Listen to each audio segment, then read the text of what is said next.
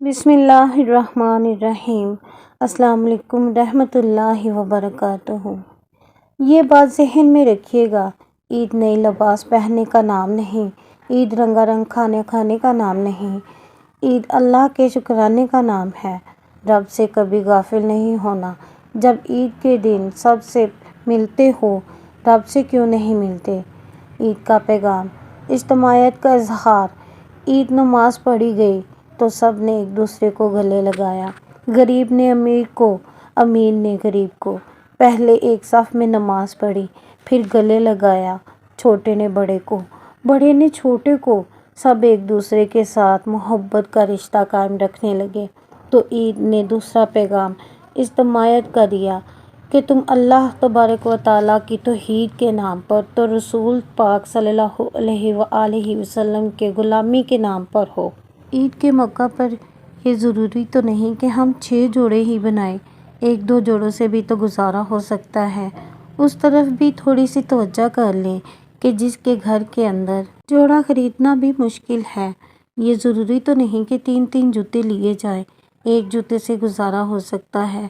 تھوڑی سی توجہ اس طرف بھی کر لیں۔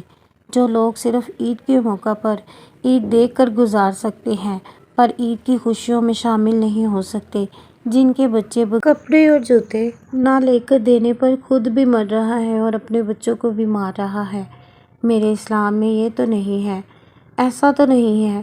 ہمارے پیارے نبی کریم صلی اللہ علیہ وآلہ وسلم فرماتے ہیں کہ عید کی خوشیوں میں جو مستحق لوگ ہیں ان کا ساتھ دیں اور کوشش کریں کہ ان کو اپنے ساتھ خوشیوں میں شامل کریں۔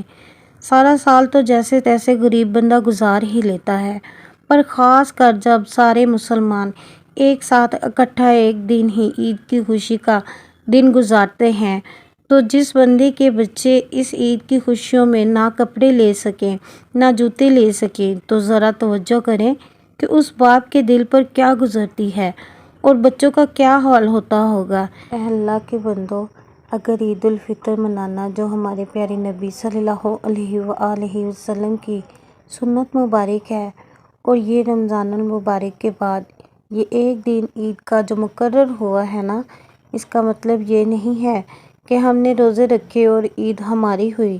صرف امیروں کا ہی حق ہے عید منانا۔ عید کا دن جو ہے وہ نہ تو امیر کا ہے اور نہ غریب کا، سب کے لیے ایک جیسا ہی ہے یہ دن۔ اس میں اس طرح اگر امیر عید منا رہا ہو اور پاس ہی غریب بندہ جو رہ رہا ہے ساتھ والے گھر میں، وہ صرف کپڑے نہ لینے کی وجہ سے گھر سے باہر نہ نکلے، اپنے بچوں کو کپڑے اور جوتے نہ لے کے دینے کی وجہ سے گھر سے باہر نہ نکلے، بلکہ ایسا کرے کہ اپنے بچوں کو موت کے گھاٹ اتار دے اور خود بھی خودکشی کر لے، تو یہ گناہ ہے۔ کیونکہ اسلام میں مارنا اور مرنا، یعنی کہ خود کو مارنا یا کسی کو بھی مارنا، بہت بڑا کبیرہ گناہ ہے۔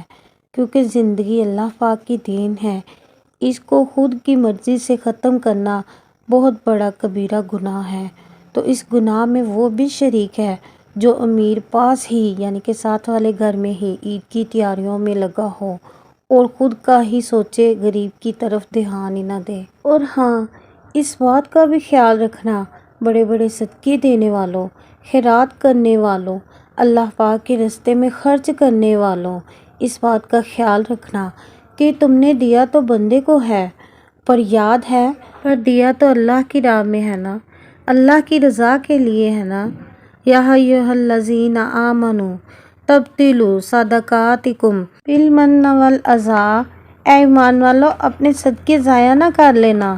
اور یہ قرآن مجید کے کس طرح بالمن والاذی فرمایا، احسان جتلا کر اور تکلیف دے کر، اور اپنے صدقات ضائع نہ کر لینا، اپنی زکوٰۃ ضائع نہ کر لینا، اپنے فطرانے ضائع نہ کر لینا۔ بالمن والاذی، یہ جو 2 جملے ہیں وہ قرآن مجید کے ہیں۔ اس عنوان پر حرف آخر میں جب بندہ کسی کو احسان جتلا دے تو تکلیف خود بخود ہو جاتی ہے۔ تو اس لیے میرے پیارے بہنوں اور بھائیوں اور دوستوں، آپ سب سے گزارش ہے کہ سب مل جل کر ایک دوسرے کے ساتھ اپنی خوشیاں بانٹ کر عید منائیں۔